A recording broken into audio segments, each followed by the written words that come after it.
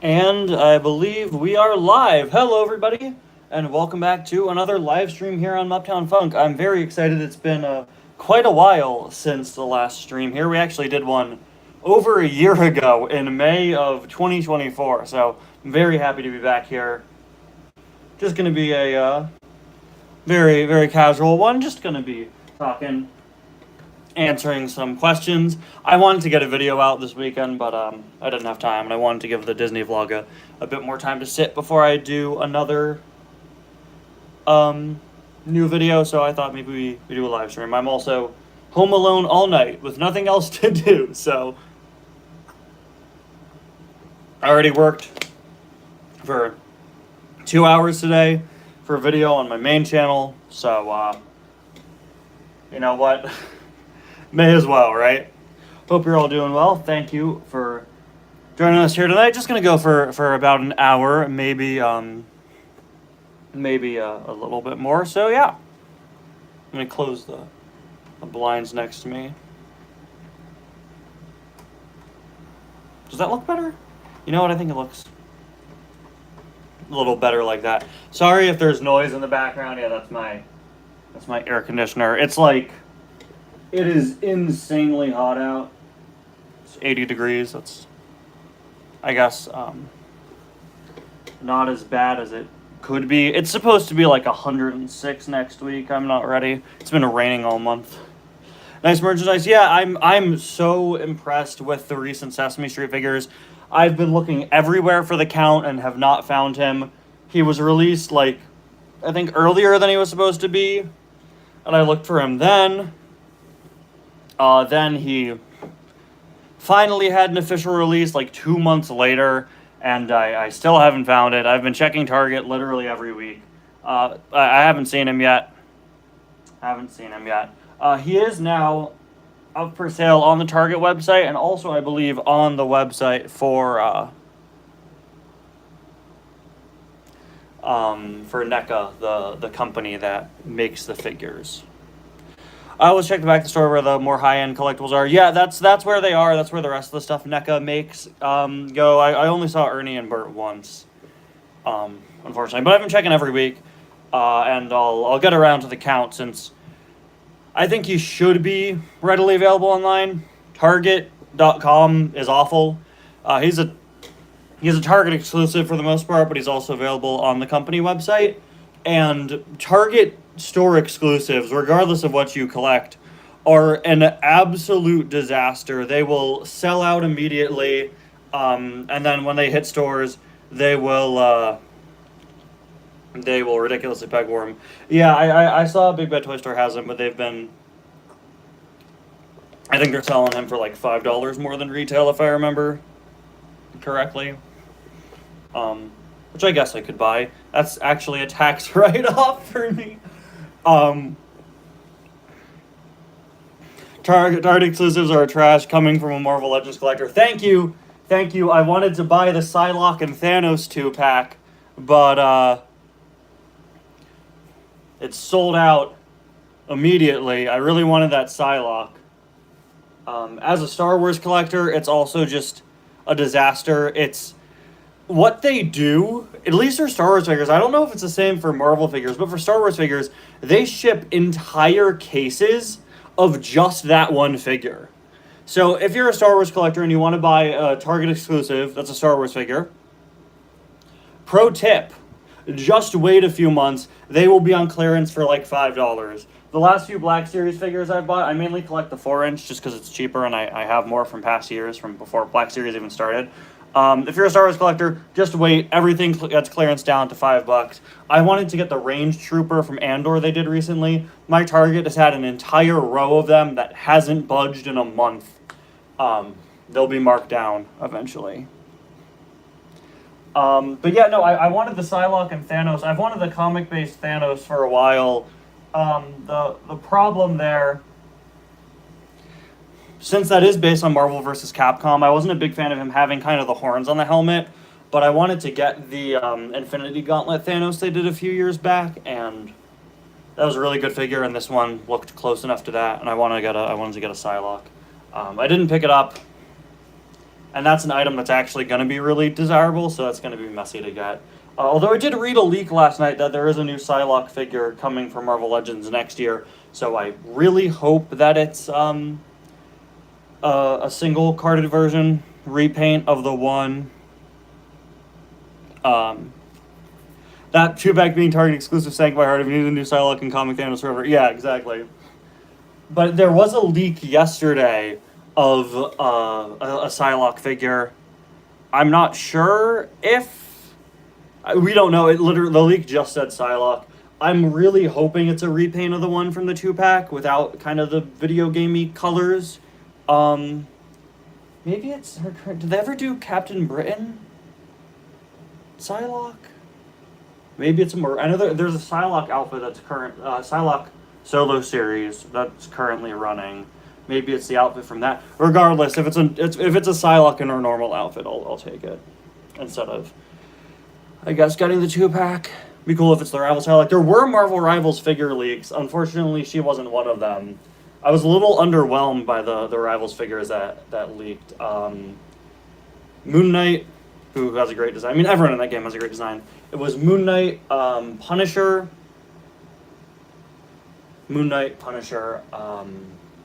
Venom's in a two-pack with Jeff. Spider-Man is in a two-pack with Luna Snow. And there was one more two-pack I'm forgetting. But no Fantastic Four. No Emma Frost.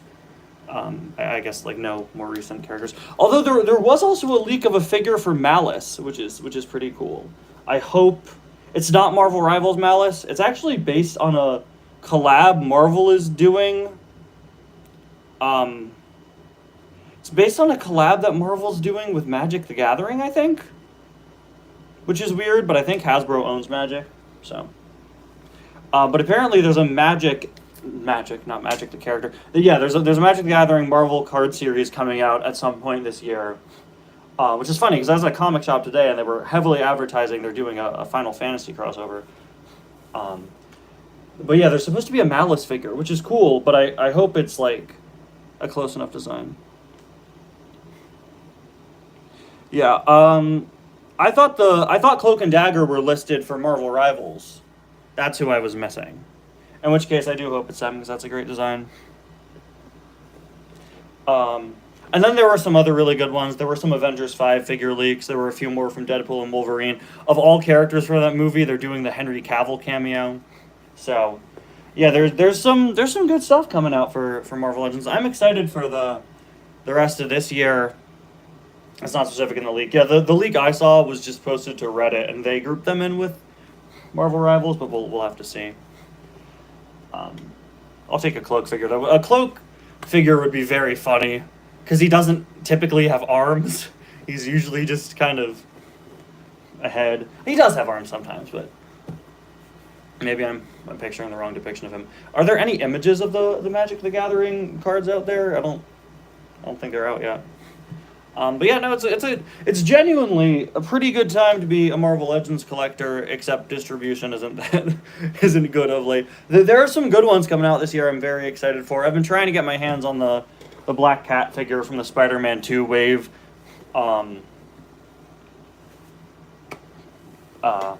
That's been around. That was a wave I was really underwhelmed with. I was like, you could do anything, and you just did alternate costumes for Spider-Man.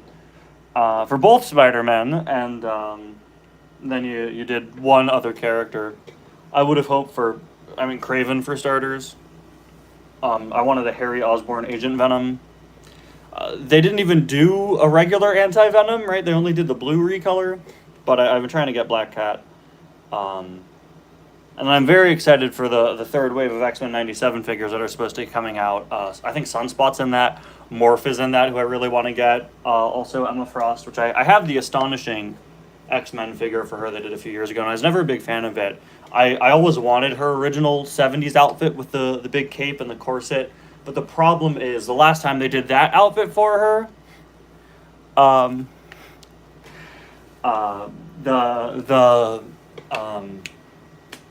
that was a Comic-Con exclusive, so I never got it, and I settled for the Astonishing X-Men one. But she's supposed to be in the X-Men 97 wave, and since her outfit in that show was just the that original design. I'll go for it. Always pre-order characters you want that you know are popular. All out Black Cat. Just be safe. Yeah. Unfortunately, I'm a little too. I should have learned from playing Marvel Rivals to always understand who's going to be popular. Never make a rubber toy of Reed Richards. I don't know. That'd be funny though. We're on the subject of figures, because we started by talking about the Sesame Street figures. When are the rest of them coming out? They should do an Electric Company Spider-Man. That would be so funny. I never watched Electric Company as a kid, but I've wanted to do a video on that on this channel for a very long time. I mean, just talking about the brick wall guy is good enough for me.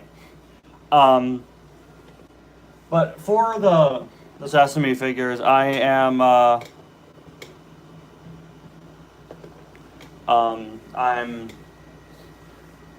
just gonna start off by saying the next three are Oscar and Big Bird. This is one wall you can't crawl, Spider-Man. I think I have a screenshot of Spider-Man from the wall as an emoji on my Discord server. I mean, the problem is I never watched Electric Company. I know my mom did, but I don't have personal experience. But I'd love to talk Electric Company Spider-Man for sure, especially regarding the wall. I think it was Alex Lennon, right? Did an hour-long breakdown on the wall as like a joke. But I'd love to do a video on Spidey and the Electric Company, because it's actually genuinely revolutionary for what it did. I guess if I want to stay closer to home, Morgan Freeman was on Electric Company, yeah. I guess if I want to stay closer to home, I could always talk about the Batman, and the Batman has negative 28 on Electric Company was like. I know that when I was growing up, there was a reboot of Electric Company. I could always talk about the Batman sketches on Sesame Street, because one of them was lost media. I'm not sure entirely if that has ever been found. I know there are screenshots from it, but if you look in the very early test pilots of Sesame Street, there are several Batman and Superman cartoons. With the new Superman movie coming out, I wanted to do kind of a pseudo tie-in video, and I was going to do something talking about Super Grover, but I should probably shift gears and just straight up talk about Superman on Sesame Street. I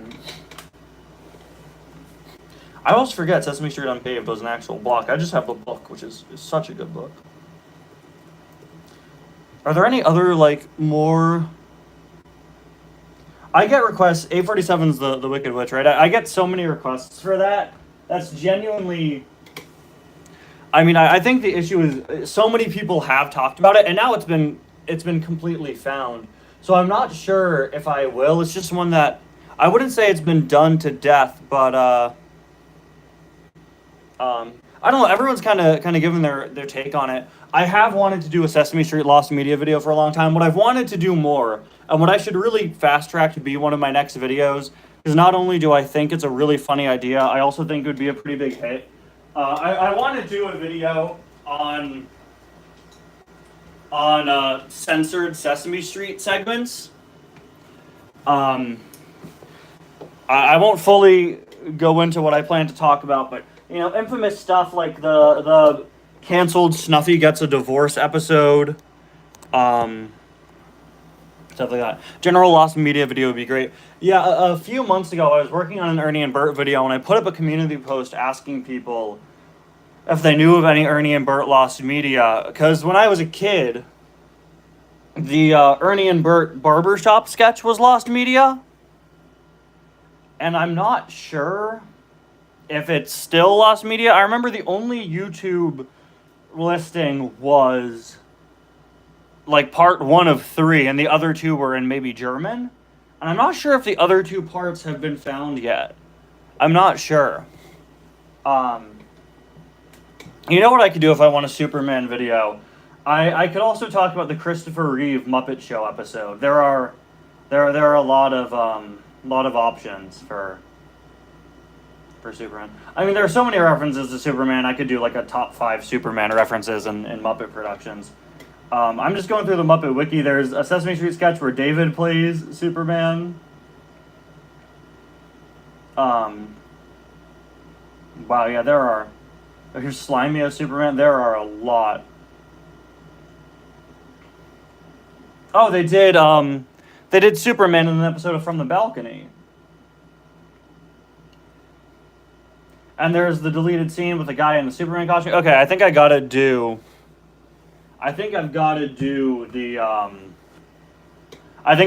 just like a list of Superman references. I think currently my favorite performer is Bill Beretta. I think part of it is just I love the fact that he's also one of their head writers. The other thing is two things about Bill Beretta I've noticed is, number one, he's really good. He's really good at improv. I'm not a fan of Muppets Now. I've roasted Muppets Now on this channel multiple times. I really didn't like that show. The one segment I continually found funny was the Pepe game show. And I think Bill Beretta is probably the best at just like quick response timing. And the other thing that I really appreciate about him is that I forgot the show even existed. I'm sorry you had to remember it. The other thing I really appreciate about Bill Beretta is that he kind of never forgets. He kind of never forgets his characters. Happy is one of my favorite Muppets Now, yeah. Bill Beretta's, if you look across the last 30 years of the Muppets, most characters introduced in Muppets Tonight were completely axed, except for the ones Bill Beretta played. Part of that is because Brian Henson and Kevin Clash stopped working with the Muppets. So that's definitely a part of it. But if you look at, like, the roles, all of Bill Beretta's characters consistently stayed. Big Mean Carl, Pepe, Bobo, and recently we got the return of Johnny Fiamma, albeit paired up with Sal, with Brian Henson returning in Muppets Haunted Mansion a few years back. I think that's the thing that I really appreciate, is that he doesn't let go of his characters. Johnny Fiamma's in my top 3 Muppets of all time. I talk a lot about how I want to talk about Johnny Fiamma. I get a lot of requests to talk Johnny Fiamma. I have talked about Johnny Fiamma extensively in a few videos. The fully automated Tony Bennett video, which is one of my first videos that I did right after he passed away. And then also when I did the episode on the Cameo show, I spent a long segment talking about Johnny Fiamma's Pasta Playhouse. There's a lot I could cover with Johnny Fiamma. Excellent character.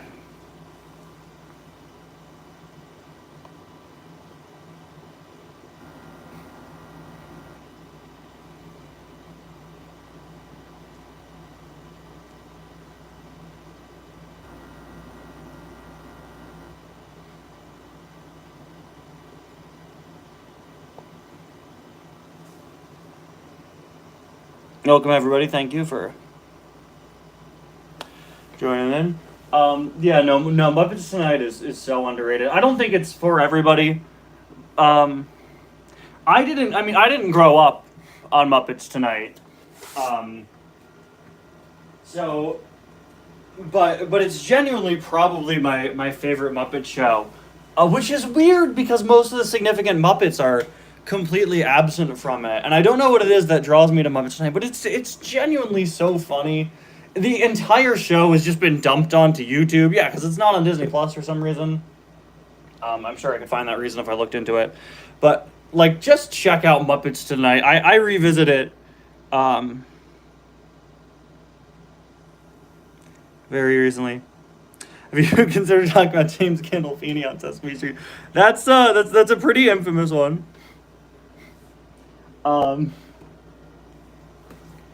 No, but I did almost talk about when they did the Ernie and Bert live-action Christmas special. They had some of the other Sopranos cast members on, which is pretty funny.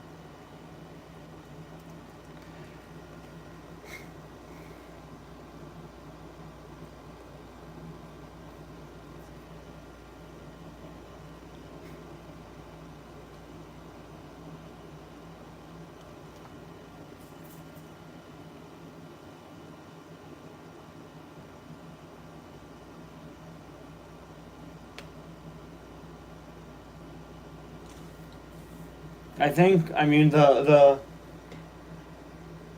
if I were to pick a favorite Muppets Tonight episode, I guess I do. I guess I'd pick Cameo Show. I mean, I did a whole video on it. What I picked Cameo Show to do a video on. I did it just because I remember, like, yeah, it's the one where they kill Arsenio Hall. That's like a really funny concept. And I completely forgot it has Johnny's Pasta Playhouse. It has like 5 or 6 quotes that I reference genuinely all the time. It's up there. The Cindy Crawford episode is another personal favorite of mine. There are a lot. What's the one where, is that also the Cindy Crawford episode when Salmonella gets shot by Cupid's arrow?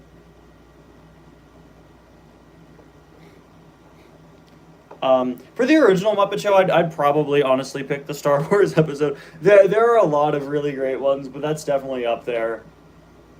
It is such a format break. I love basically all the Muppet Show episodes that that break the format. Yeah, no, all of the I genuinely the Prince episode is so funny to me because it was in the middle of the artist formerly known as Prince stuff. There are very few weak links in Muppets Tonight. Ranking of Super Grover, yeah. The thing with the ranking video is, here's the thing. So many sketches have so many more entries than you might think. Like when I did, it was roughly 40 or 50 for Waiter Grover, and that was without even doing the ones that weren't Waiter Grover. I wanted to do Reporter Kermit sketches. That was going to be my next ranking. And I looked into it. And there were like 116. And I guess that's what you get when the show was run for 50 years. But can you review every Muppet movie individually? I know that people have done that a lot, but I'd love to hear your take on something similar. I have considered stuff like that. Not currently. I do have a big project that I want to get started on within the next few months. Granted, I did just drop a 7-hour video, so I should probably steer clear of big projects. So, for right now, but I have a big, like, roughly hour-long video planned for October for Halloween, and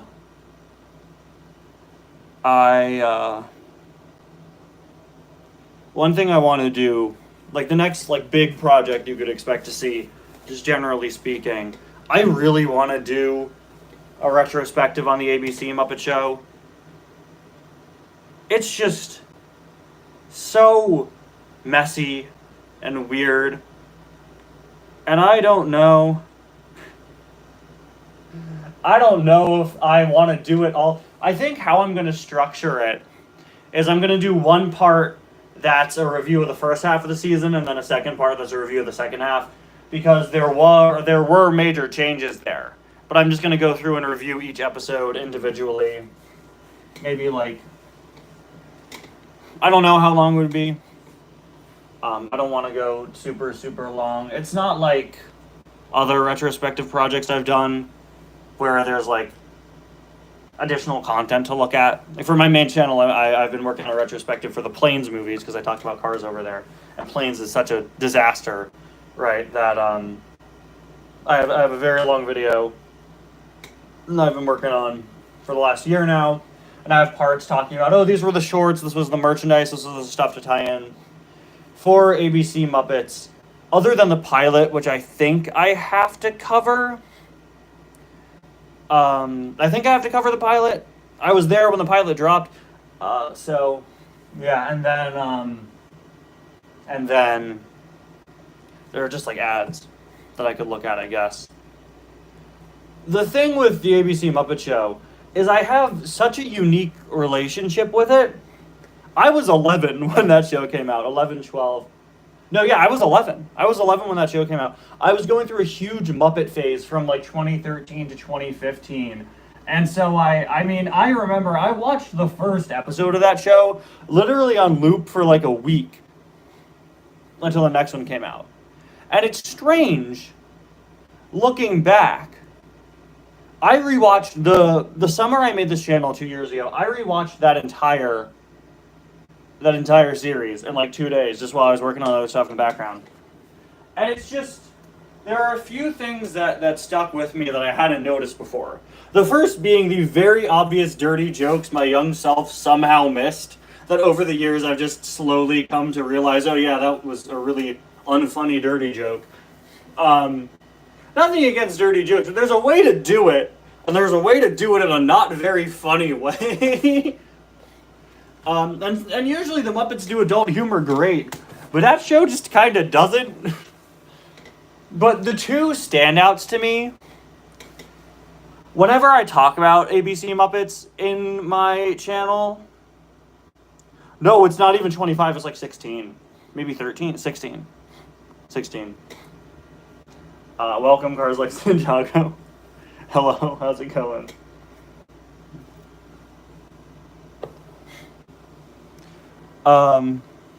Like to the stream? Nope, we just started about 25 minutes ago. Yeah, so the thing that, like, the two main takeaways I had that made me really despise the show were Miss Piggy and Scooter. Scooter was one of my favorite Muppets as a kid. What they did to him, just making him like a nerdy man-child stereotype, is just so stupid to me and really unfunny. And Piggy in the ABC Muppet Show is the worst she's ever been, just as a person, as a pig, sorry. Absolute worst she's ever been. She is, in my opinion, so insanely unlikable, and the entire show is about them running her show. So, like, it's not enjoyable when she's there, is my opinion. And as I've gotten older, I've realized, wait, this is literally just The Office with Muppets. I love when the Swedish Chef rapped at karaoke night. That's the best thing ever. But, like, if Piggy just became Ellen DeGeneres. If you look at, like, the problem is that, in my opinion, that show didn't last long. Everyone says it had potential, and it did. The other issue is that it, like, the other issue is that my biggest issue is that the character choices that I didn't like stuck. And that's subjective, because clearly somebody liked Man-Child Scooter enough to carry him over into future productions. But Man-Child Scooter and irredeemably unlikable Piggy are two things that have stuck, and it's really frustrating to me. There are shows that character treated beautifully. Uncle Deadly, great. Is he way too prominent now? Yeah, probably. But I don't have a problem with that. The role they gave him in that show was fantastic. Yolanda, good to have her reincorporated. I need to shout out Chip the IT guy. We reference him, like, very frequently in my house for some reason. There were good choices. I don't know how, like, OG Chip fans feel about that, if there are any.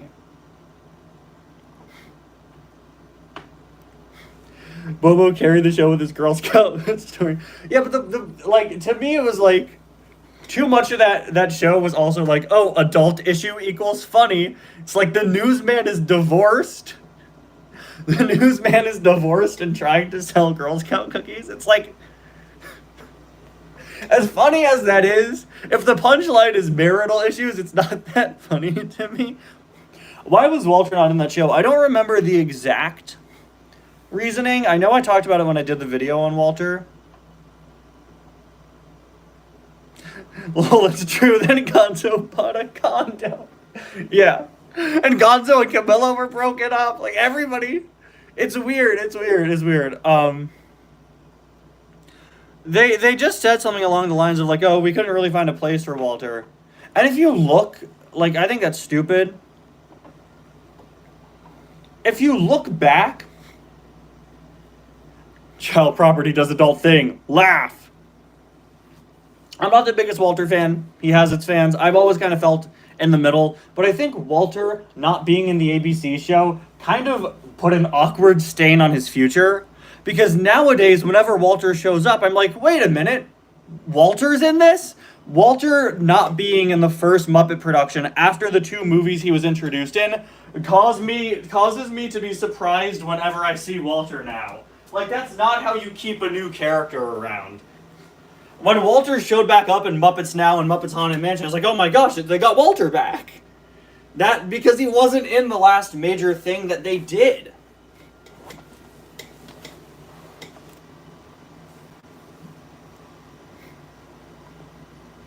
Didn't Fozzie have a breakup in that series? Did he? Yeah, he did have a breakup. He had a human girlfriend. What's with ABC Muppets and breakups? Yeah, I mean, the one that always bothered me was that, like, nobody ever said Kermit and Piggy were dating. And one day they were like, oh, did you know that not only were Kermit and Miss Piggy dating, they were broken up? And it's like, they were never in a relationship. The point was that Piggy liked Kermit. Kermit didn't really reciprocate, but you could tell he liked her, but, like, they weren't dating. That wasn't, like, a professional thing. You know? And the random celebrity cameos for the music. Well, they were supposed to be guests on Piggy's show, so that never bothered me that much, but they don't really get built up. The fact that Fozzie's girlfriend is half of Garfunkel and Oates is the funny part. Yeah, I forget who played her in the pilot, but they did switch actresses to Ricky Lindhome. Let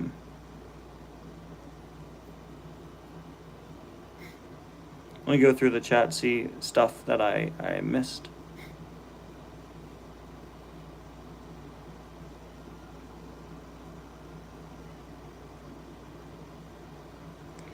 I watched one episode of this show 2 years ago. I vaguely remember her being unlikable and there being another pig called, like, Susan or something. That's Denise.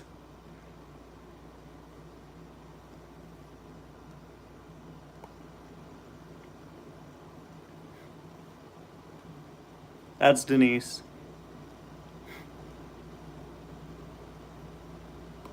I mean, I think Muppet sitcom is an underrated idea.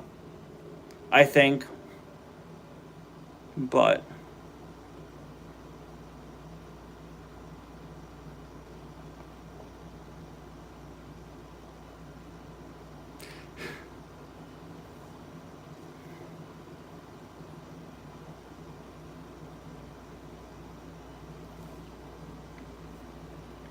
I love in interviews when Kermit's asked about his marriage with Piggy, and he keeps replying confused. People don't realize it's just a movie. Well, Piggy, as we all know, Piggy did actually get a real wedding officiate, didn't she?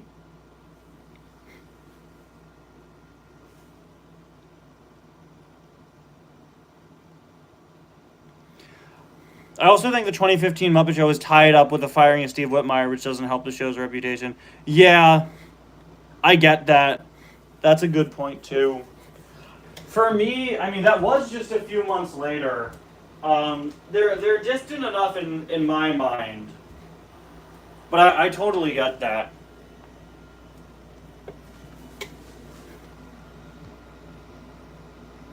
Yeah, the writers changed up halfway through.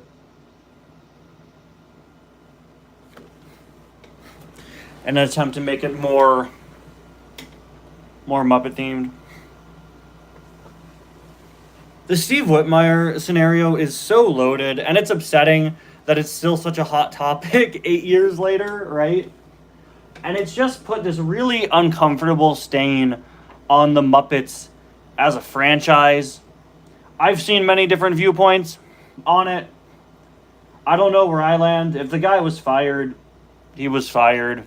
I'm not in control of that. The biggest issue to me is I'm not a fan of Matt Vogel Kermit, and the issue, Matt Vogel's a great performer. He does a lot of characters really well, but I think the negative reception to his Kermit voice is probably one of the main reasons why we haven't had many Muppet projects recently, especially if you look at the last 3 Muppet series. Kermit is barely there, also not present.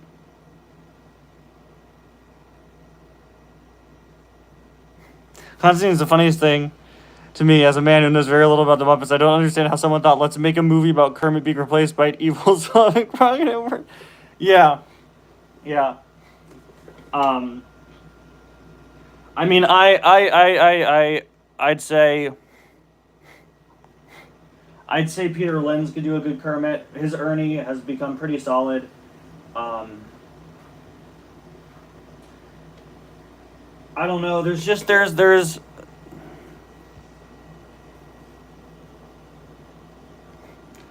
like I know Matt Vogel Kermit has his fans, but like it just there's just an offness to it. I also think that, and this is gonna sound stupid, but hear me out. And next time you see him performing Kermit, look closely, because I genuinely feel like he doesn't hold the Kermit puppet correctly.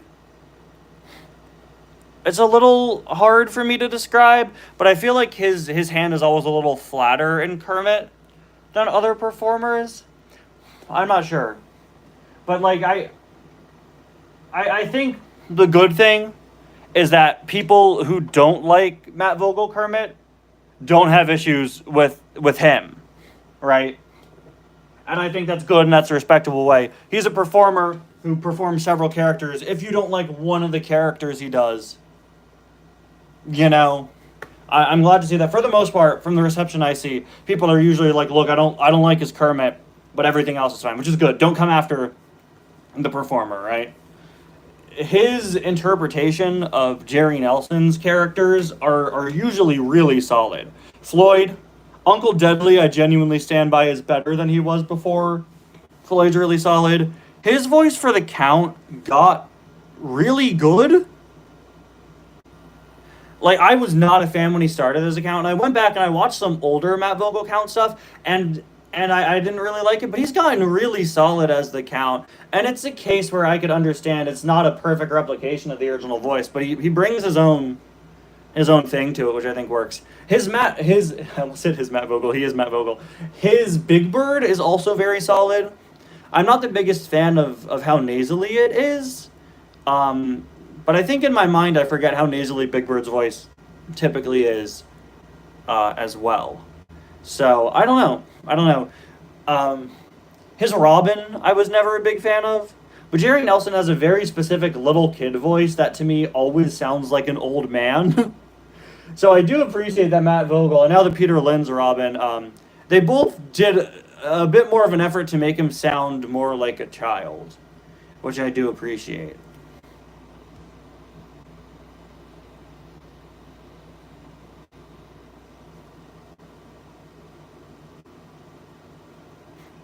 Yeah, no, I think Matt Vogel is genuinely a great performer. It's just like, I don't know. It's such a difficult situation. It's such a loaded situation. And as the person running this channel, I oftentimes feel very awkward of like, how am I? Like, I feel like I can't talk about Kermit.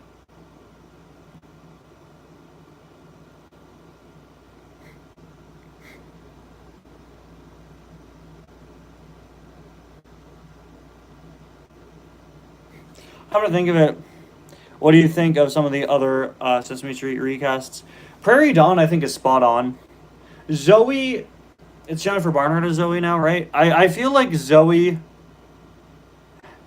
has such a Fairness Vogel taking on Kermit is a monstrous task. Yeah, here's the thing. Everybody thinks they can do a Kermit the Frog impression, but very few people actually can. That's the thing. It's such a specific voice and a character with such a specific way of talking. A lot of people I've heard people throw around saying, oh, they should do a voice for Kermit. Like, Kermit impressions almost always sound off to me. Um, Peter Linds's Ernie, I did touch on briefly earlier in the stream. I would like to see how Peter Linds would handle Kermit. I think his Ernie is pretty solid. His Ernie started off kind of weak. Anything's better than, no offense, I forget the guy who performed Ernie for a few years between Steve Whitmire and Peter Linds. I forgot his name, I'm so sorry. But Peter Linds' Ernie has grown on me. He's used a lot more nowadays, too, than he was a few years ago. I think his Ernie is genuinely pretty solid. Not spot on, but there's something there. Sometimes it sounds too much like his Walter voice, in my opinion, but... Yeah, Billy, I forget the full name, I'm sorry. I can do Constantine. Oscar sometimes sounds a bit too much.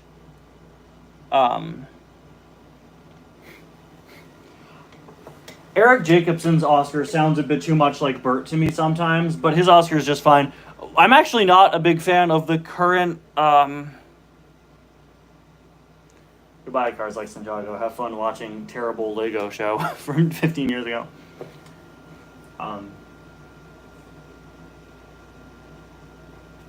But what I'm not the biggest fan of is actually the current Oscar design. I don't like how shaggy he is. The new Oscar, the Oscar they've been using since 2019, is just really hairy and like shaggy and has kind of long, scraggly fur, and it's strange to me. It's odd, but I grew up in the era where Oscar had really big eyes. Him reverting back to smaller eyes, I don't have an issue with. It's just the shagginess of the fur. Oscar does sometimes sound too much like Eric. Most of the time, I'm just immersed by Eric's voice and how the character is. Yeah, exactly.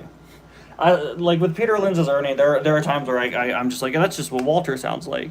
But I've gotten used to it, and I think it's gotten pretty solid. And that's the thing, is that a lot of the voices kind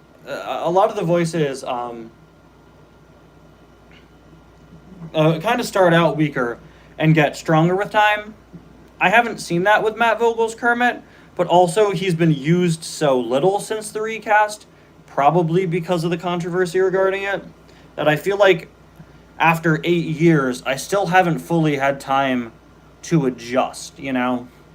I think if this is not going to be true for everyone, I think it would be true for me, that if there was a Muppet movie, if there was a significant Muppet production that used Matt Vogel Kermit in a larger capacity, and I could just hear the voice and get used to it for like a solid hour, I think I wouldn't be as bothered. It's just, nowadays, Kermit's mainly used in promotional stuff currently. So it's just kind of randomly popping up here and there. And because it's randomly popping up, you're kind of bracing for it. You're like, oh, is he going to sound okay? But if like, you know, it's an awkward mess. What Sesame Street character hasn't been around since like the 90s? Would you like to see make her comeback? Terrible option, but where's baby Natasha? And her parents? You said 90s specifically, so that came to mind for me.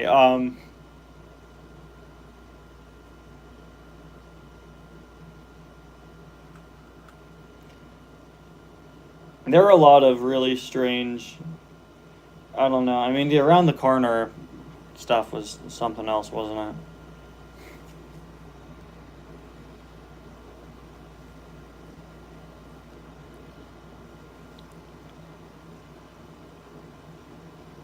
My kid has the complete Sesame Street Treasury collection. He keeps wanting to see the old characters in the 70s, 80s now. Yeah, I mean, the one that I always think of is Rodeo Rosie, who was in, like, every book that I read as a kid, and never in the show. I looked it up once. She was in, like, 5 episodes total of Sesame Street. I think they just needed another female character. And, like, this is Rodeo Rosie. She's in every Sesame Street book to ever exist. I think if I were to open the Sesame Street Treasury here, I think she's on the first page. Found her. I do appreciate that in the last 10 years, the cast has really has expanded. Betty Lou's like that too, and every book, almost never in the show. Yeah, that's the interesting thing. In the 90s, they did try to use her a bit more, and she does still exist as a Muppet. They do use her as a background character sometimes. In the last 10 years, Sesame Street's made a much better attempt to incorporate more of the older characters. When I was growing up, I hated modern Sesame Street. Okay? I mean, when I stopped watching, it was like the Murray Monster Man on the Street era, which is just genuinely the worst time period for Sesame Street. I can't stand Murray Monster, genuinely. It was a weird thing. That was also the time where the Muppet cast was really, really stripped down, and the segments were trimmed out almost entirely. Unfortunately, something that's continued, but I'm not the researchers that figure out what the kids want to see. Now Murray Monster is gone ever since Joey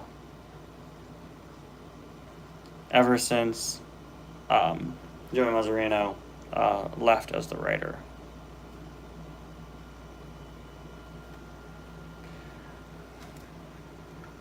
Couldn't stand Forgetful Jones, but I love Clementine. Yeah, Clementine's great. Forgetful Jones was rebuilt. I think Clementine was rebuilt too, right? Murray Monster died on the way to some planet. I must go now.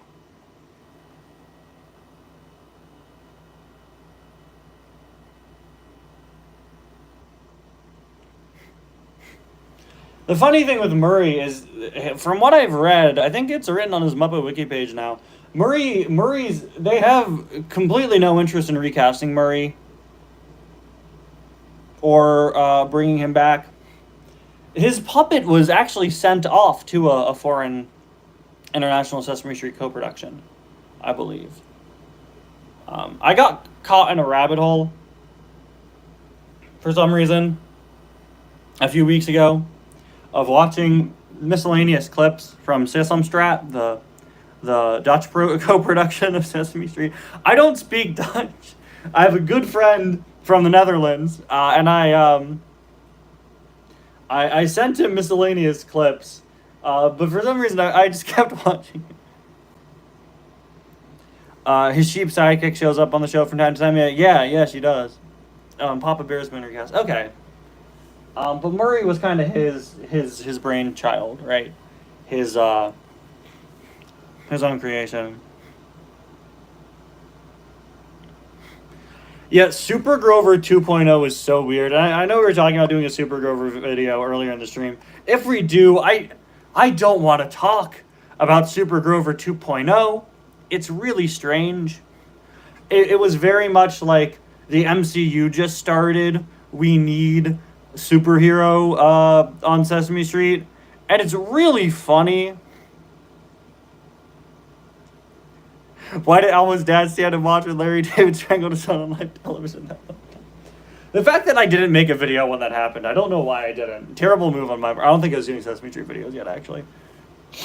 I should do it in like 5 years from now and be like, hey, remember that time Larry David strangled Elmo on live television? And yeah, no, his dad just stood and watched. What would you do?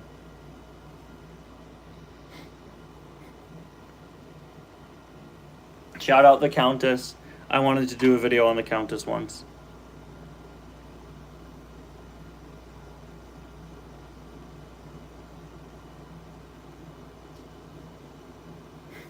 Larry David versus Elmo was wild. I was gonna do a video on, because there are 3 Countesses. There are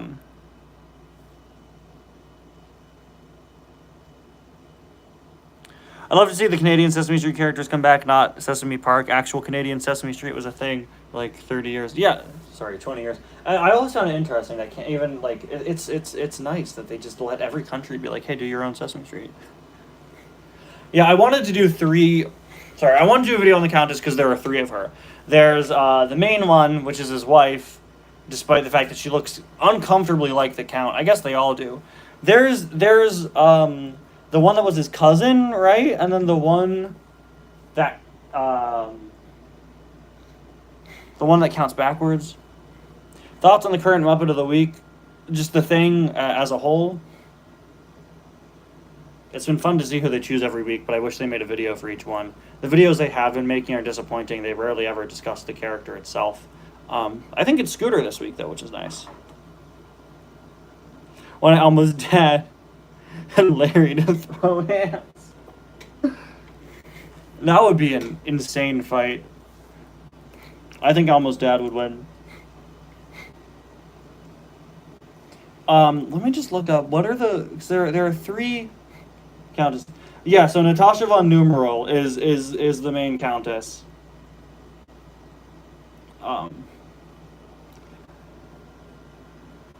And somebody in the chat mentioned her performance history. If Jim Henson had seen the internet age, how much do you think he would have owned YouTube? I think, honestly, the Muppets made a transition to online content pretty quickly and pretty strongly. I mean, Jim Henson took advantage of basically every new medium he could, so...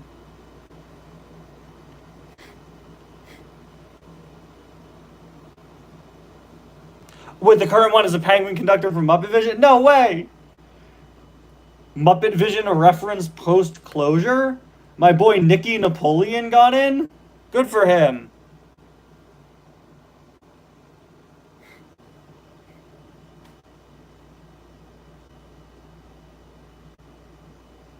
About a week late, guys. But I'll take it.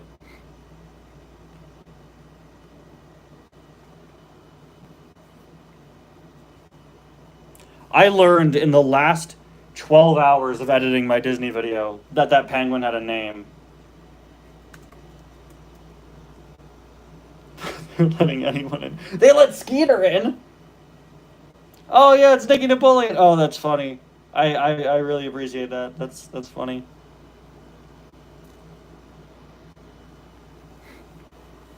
Muppets did some great YouTube videos, and Disney just stopped making them right before the Muppets was starting its marketing. Never went back. Yeah. The Muppet Wiki does have a thing. I'm sorry I keep referencing the Muppet Wiki, but apparently they had an interview, a in-character Kermit interview in the D23 magazine. My assumption... Hi, Rusty's95, thank you for joining us. My assumption is that at the end of these 70 weeks, my assumption is that they're gonna announce something. I hope. I would hope. But we'll have to see. We do know they are working on something, so.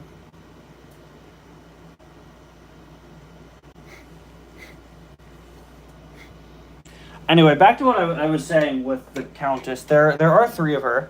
So, yeah, so there's the main one. She actually returned very recently in a, yeah, I hope they're building up to something. Wow, she's had a lot of performers. Fran Brill, Richard Hunt performed her for a little bit. Richard Hunt was redubbed by Brian Mule at one point. Urban Explorer is going to steal Muppet Vision props from the close hands. Well, considering they're turning it into something else, I think the props are safe. All I'm saying is, if somebody tries to sell Nicky Napoleon, I might pull out some money. Camille Bonora, Fran Brill. She was also Louise Gold in an appearance on Furchester Hotel. Yeah, so then there's Countess von Backwards, who just counts backwards. And then there's the other Countess, Dolling von Dolling, who was actually also performed by Brian Mule, and she was the Count's cousin, I believe. Yeah. She's the fifth cousin of the Count.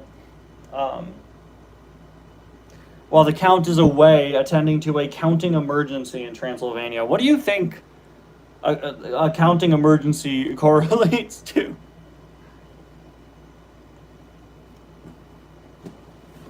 You got 1,000. You think it would only be 1,000? That would be thousands.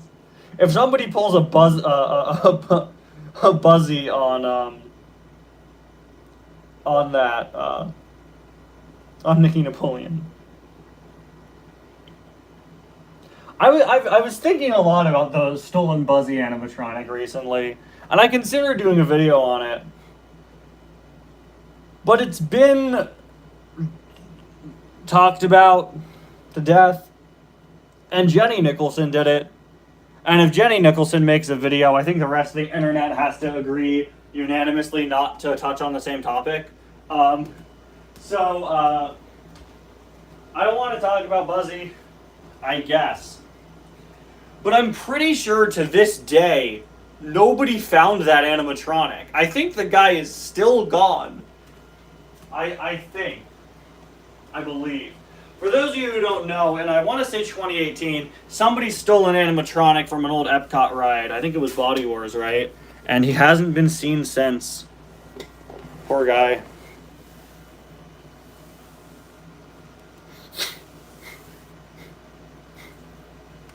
And the crazy thing is, like, I think someone just snuck that guy in a backpack and ran. Someone just took it and kept going. Somebody just stuffed Buzzy in their bag and just made off. He's never seen again. Poor guy. Reminds me when Godzilla suits were sometimes stolen from Toho. There was one like case of insane. Was it like a Batman mask or something? There was some like famous movie prop that somebody like sold and tried to sell on eBay.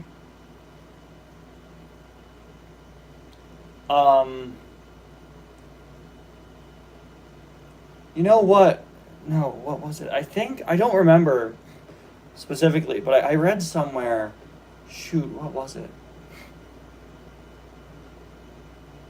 It was it happens all the time.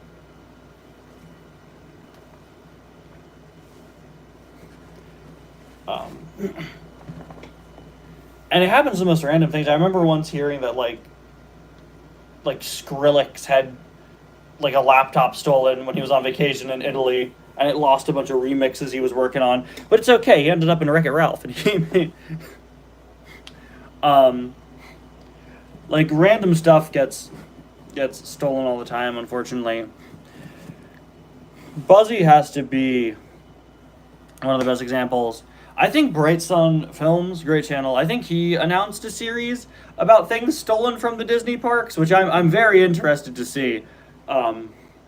Because there are some insane stories of people taking props.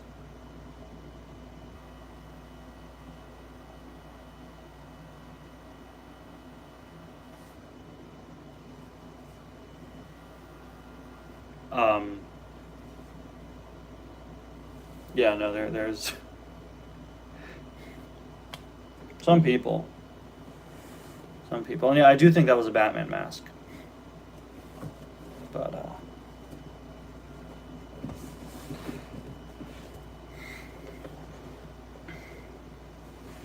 I can't recall anything else that was stolen from a Disney park. But I do know Buzzy.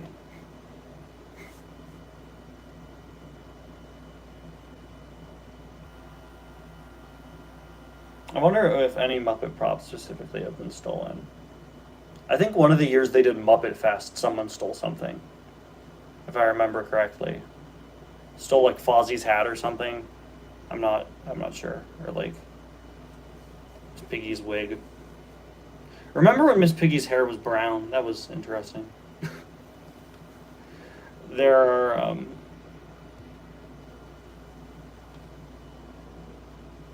there are a lot of funny stories out there.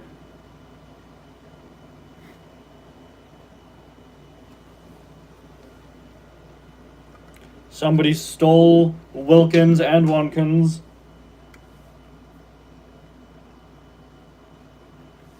I'm very interested to see what Muppet Vision references are put in the new Muppet ride. I have a very strong feeling they're going to sneak Waldo in there somewhere. I need a funny story. He's loose. Funny story. I need. So I have glasses, right? So I can't go on the. I've actually never been on the rocket roller coaster. If I go on a fast roller coaster, I have to take my glasses off. If you saw my Disney vlog, when I talk about the Tower of Terror, there's a picture of me on it, clutching onto my glasses for dear life, and my sister is grabbing my arm, and her eyes are like tightly shut. But it's me holding onto my glasses for dear life because I wanted to see the show, the Guardian stuff going on. So I think before Muppet Rock and Roller Coaster opens, I need to just invest in contacts, is what I need to do. They stayed on the whole time. They stayed on the whole time.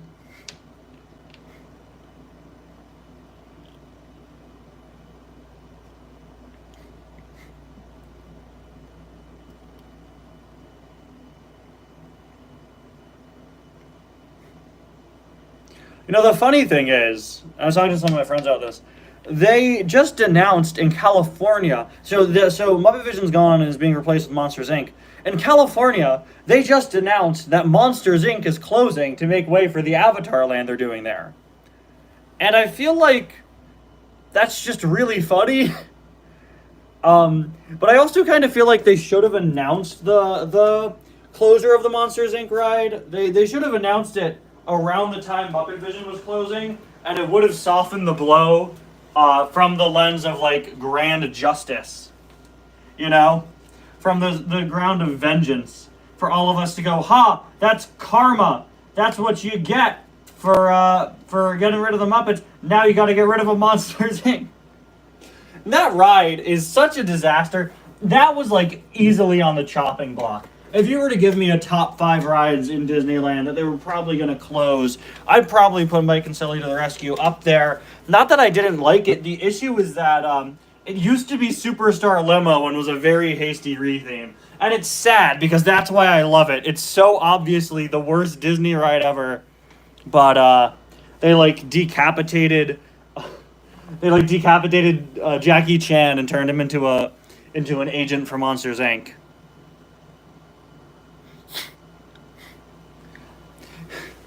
If Muppet Vision's going down, it'll take something from Monsters Inc. They put that thing back where it came from.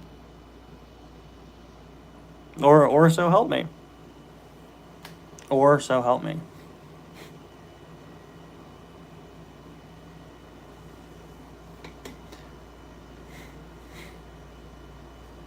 Avatar 3 in theaters this December. You'll probably know somebody who sees it, but it probably won't be you. I don't know if you care for thoughts on that new Donkey Kong game. I've had several people ask me what I think about the Donkey Kong redesign. I didn't look into the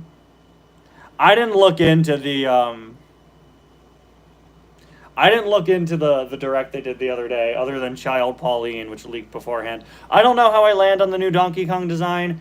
One of my friends tells me that they made it look closer to the original Rare design. When I see it, I just see the movie design, and it feels like bad cross promotion. What's the timeline on this though? And why does Donkey Kong have pants now? I'm in such a conflicted place with Pauline. It's like I appreciate her being used, but I also feel like they're trying to make Pauline happen, and Pauline isn't happening.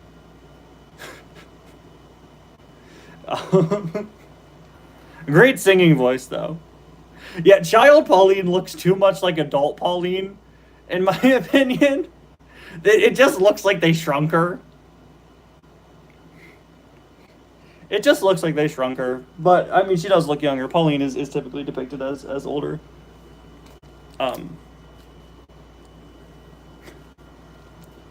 The weird thing is,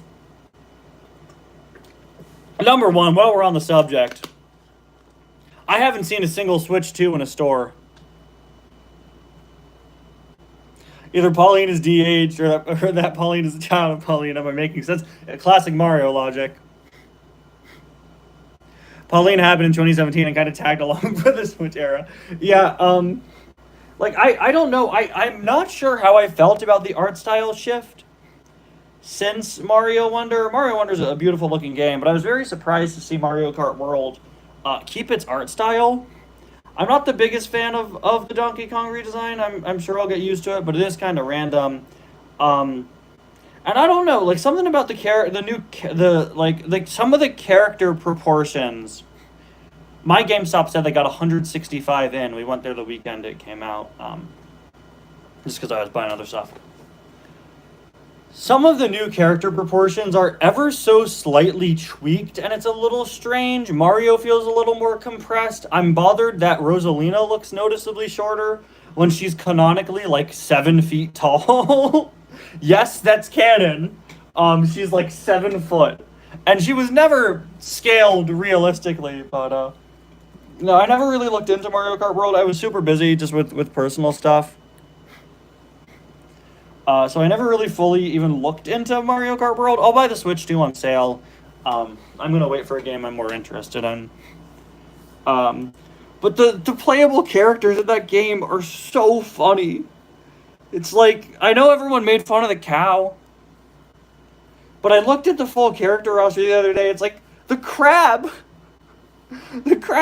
Cheep, those bees from 3D. Mario's not exactly the stereotypic realism. The bees from that one series with the bees. Was that, I think, Mario 3D Land? The other funny thing is, on the subject of Rosalina, Daisy and Rosalina are unlockable characters in Mario Kart World, but their baby versions are in the default roster, which is just really funny to me. Stingbee 3D Land, thank you. The snowman you can drive as. My favorite is the ostrich, the conch door, great name. The bat thing.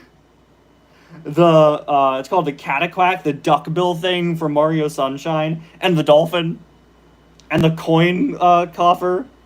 Some of the choices they made for the roster are genuinely, absolutely incredible, and I have nothing but respect for the choices they made, because none of them make sense in driving a vehicle. Real shame a pink gold peach didn't make it in, though. I'm sure we're all mourning that one.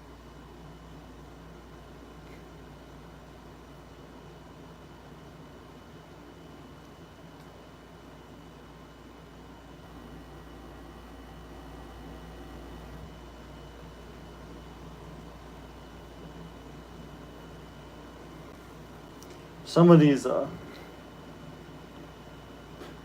some of the,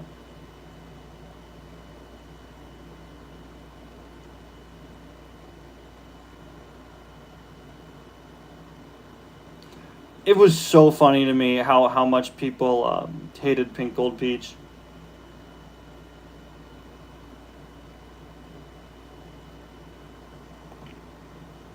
We've had a really conversation drift today, haven't we? What were we talking about before Donkey Kong?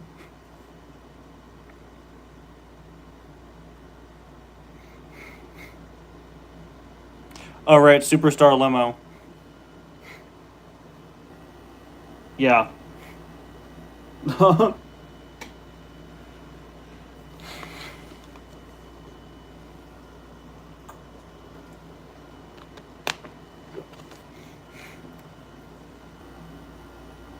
Pumpet Vision, there we go. Avatar. No, yeah, no, okay.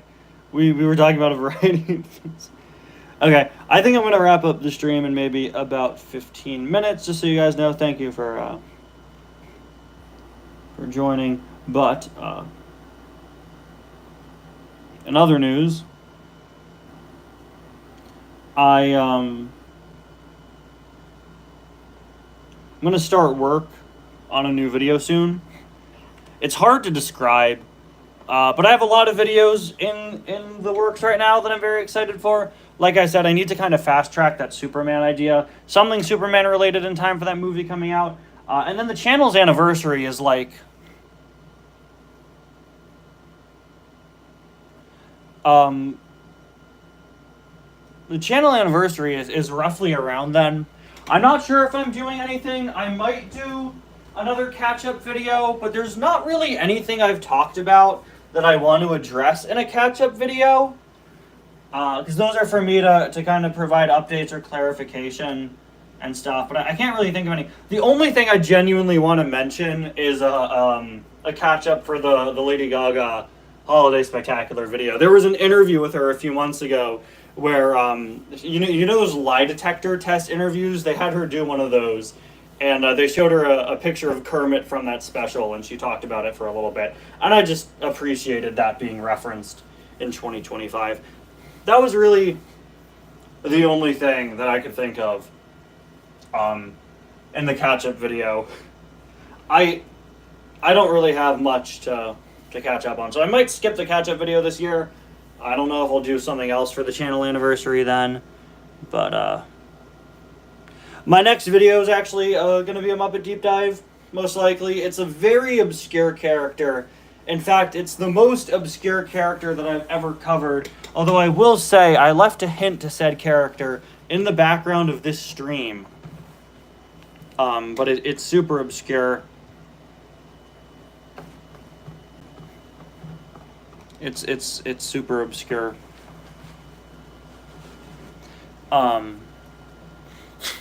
Beyond that, I don't have any other Sesame Street videos planned right now, which is an issue. I don't know. I have a few other Disney Parks videos planned within the next few months. I have a big Halloween special I'm working on. I also have one kind of summer-themed Disney Parks video that's like a history video. And then I have kind of a joke video. I have a new Muppet Deep Dive. I'm not sure about the Sesame Street deep dives. A year ago, I promised that the next one would be on the count. I don't think I'm sticking by that. That is an absolute ton of work. I think I'm going to cover a more obscure character. I've been trying to get a Sesame Street episode Insanity off the ground for a while. Are you going to do any more of the Muppet Family True videos? I really want to. I'm not sure what. Actually, I think the count want to pull for that. Since I did Bert, I kind of want to do Ernie next. But there's just not family for Ernie other than his cousin Ernestine. The other thing I wanted to do, one of my pipeline goals for this channel is to do a series reviewing every Ernie and Bert sketch. Ernie is my favorite Sesame Street character. Kermit canonically has 3,000 siblings. I think that'd be pretty difficult. How big Kermit's family is a running joke occasionally. But I really want to do every Ernie and Bert sketch series. That is a lot of work. So for the time being, I'm thinking of doing a series where I just review random Ernie and Bert sketches. There's a 400 video Ernie and Bert sketch playlist that I play sometimes when I'm bored, when I'm doing other stuff. Yeah. So I was thinking I'll boot up a giant Ernie and Bert playlist and do a video where I put it on shuffle and I have to review 5 of the videos that come up. My next big project is the Halloween special, as well as the ABC Muppet Show retrospective. I'm not sure when I'm starting that, but I really want to start that. But yeah, I'm thinking random Ernie and Bert sketches. I might alter that and just do random Sesame Street sketches. If I could find a massive playlist of just hundreds of miscellaneous Sesame Street sketches, I might do that. But I think I'll stick to Ernie and Bert for now. That's an idea that I've had. That I want to touch on.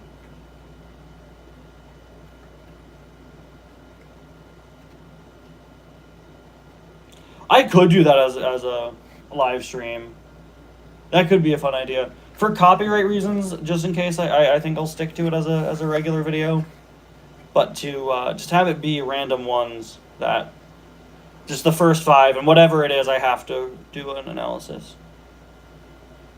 Julie Andrews would be a good one. Yeah, I'm not sure what the next, like, real person I want to do a video on is. I had an idea for that, but I'm not sure. I think I want to cover one of the Human Sesame Street cast members next. But I'm not sure who.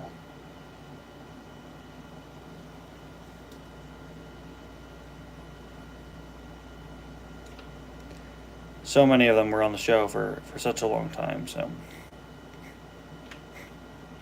But yeah, like I said, I have a lot of ideas I'm very interested in covering, and stay tuned to the community page. I guess it's just called the post page for some reason now. Yeah, Gordon still makes occasional appearances on the show nowadays. Gordon's great.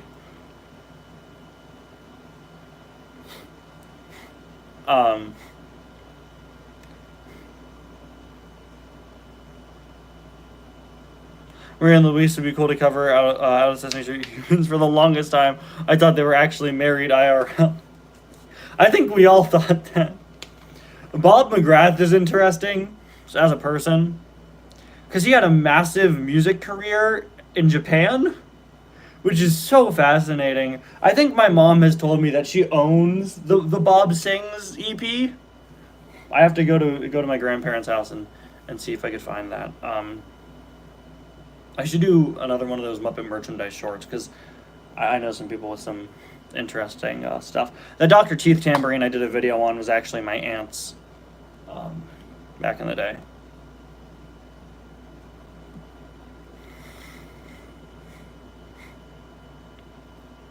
Well, my grandparents have this really old Ernie rubber ducky radio. Food fight joke in the Swedish Chef tape time lives rent free in my head. Thank you. Great! That means I'm doing my job.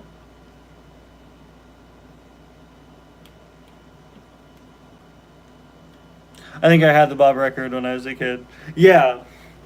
So I think I'll have to see because I think my mom has it. I'm not sure where, but I think so.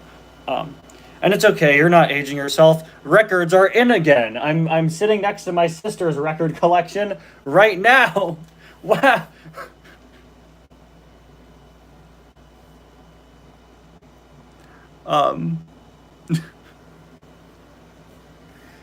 But for some reason my generation calls them vinyls, which is insanely stupid. Just call it a record. That's what it is. No, but all jokes aside,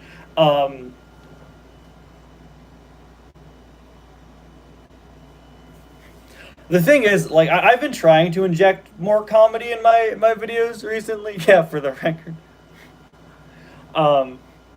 If you watch my main channel, if you've ever watched my main channel, which I know some of you came from over there, I'm a lot jokier and like more sarcastic and cynical, etc. And I do this thing where whenever I start a new project, vinyls makes me think of house siding. Exactly. When I think vinyl, I think of the material. Just call it a record. Whenever I start a new project that I think is going to have eyes on it, I tend to not use my personality in the content as much. And that was true when I worked on some large projects for my main channel. When I did my Cars Iceberg videos over there, I think of vinyl figures. Yeah, no, me too, exactly. Kermit, that Funko Pop, he's a vinyl. It's going to say vinyl on his box. And that happened with this channel too.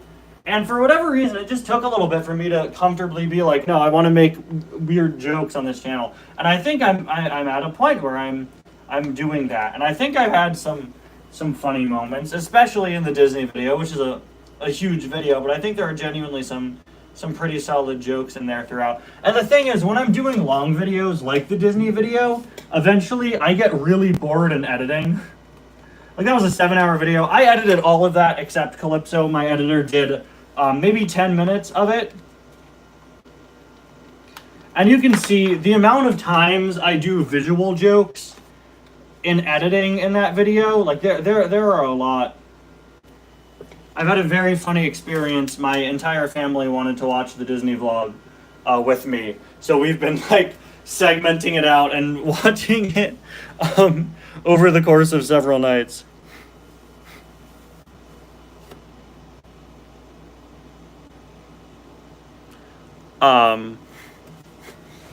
Which has been very fun. We just finished the Muppet Vision section.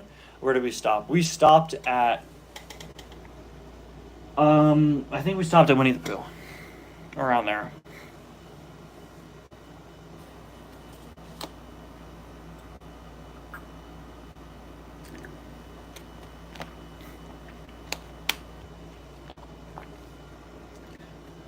Before I went on my Disney trip, I had this weird recurring dream, which is crazy because I never have recurring dreams. But I did a vlog when I went to Disneyland in California in 2023. And I filmed a 3-hour video there. And for like 6 months, I would repeatedly have this dream in different ways each time, where I'm in Disney World trying to figure out whether or not to film. Well, it's a different park, so there are differences. Should I film again? Oh, there's no Cars stuff at this park. Should I film here? And I think it was just like deeply subconscious, my brain asking me like, what is fun versus what is work, right? And well, I went to Disney World this year and I filmed and I made a 7-hour video out of it. But as soon as I uploaded that video, I was like, I don't think I'm ever vlogging a Disney park again. Other than when the Muppets Rock and Roller Coaster opens, I would like to, but I mean, yeah. I mean, I do have some stuff that I could do and for work, because there's a bunch of car stuff coming to Disney World, so I need to come back when the Muppet roller coaster is open and the Cars Land is open, and just kind of double whammy, do a video on each of those. Maybe by then there will be some other ride updates or things that I could touch on in a video. But it's funny to me. I've been vlogging Disney trips since before I was on YouTube. And it's such second nature to me now. It'll be nice that the next time I'm on vacation I don't have to film. I don't know, it's interesting. I've gotten so used to it. The other nice thing with how much footage I took is that I don't need to use other people's footage when I talk about the Disney parks. If I ever need Muppet Vision, I could use my footage. I recorded the whole thing.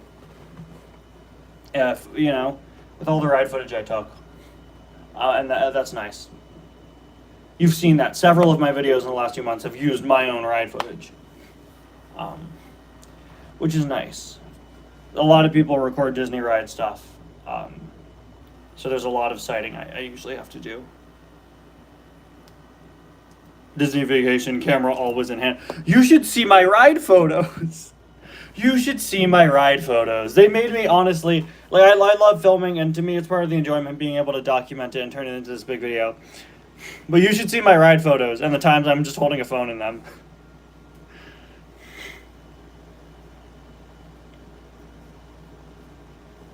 So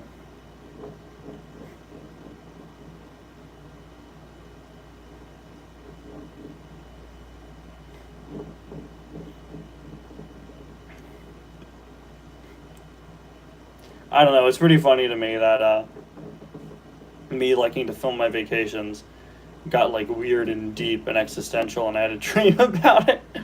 But yeah. I mean, I've had so much fun making that video. I'm so happy it's out. I've been really, really happy with the response. That video did significantly better than I thought it would. Like, genuinely, I thought nobody would watch it. And also, if you look at the analytics, they're consistent throughout. I thought no one would watch it and people would only watch the Muppet Vision stuff. But, because that's what happened when I was on my Cars channel and I did a Disneyland vlog. People only cared about the Cars section. the thing that this channel has taught me is that a lot of Muppet fans are just general Disney fans, and as such, will watch other general Disney content, which is why I've done videos about the Disney parks, and why I would like to continue to, because that's something I really enjoy talking about. If I could start a third channel, I'd make it about the Disney parks, but the videos about them do well over here, so I may as well keep them over here. It's close enough. We were talking earlier on in the video. I only watched the first hour. I probably would too. I would probably dip. Anybody who could hold it out for a 7-hour video is insane. I like watching long-form content, but that would take me a month. It would take me a month. I think it takes too long to, like, get there. I think the park segments are far more interesting than the segments that are just me. But, like, I've heard people watch it in one sitting. I've heard people... Yeah, you're saying I watched it over a few days. I've heard people say they split it up. I've seen people skip around. It's. I mean, I made the video, but how you watch it is your choice. I'm not offended, you know? I see the retention analytics. The retention analytics are shockingly more consistent than I thought they'd be, which is nice to see, but...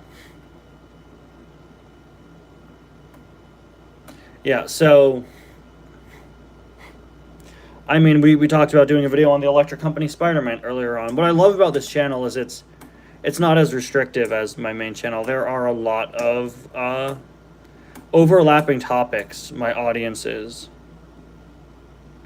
interested in. And I want to be able to continue to experiment. I successfully pulled off the Muppets and Sesame Street on one channel, which makes sense. But now I've successfully pulled off a few videos about the Disney parks. I have wanted to do videos about other puppet media and also other kids' entertainment, and we'll see what happens there. But for now, I'm very excited. I'm very proud of where this channel is currently standing, and I'm really excited for what I'm making for it in the future. I think there's a very bright future over here, and there's a lot of very interesting stuff I'm very excited to touch on.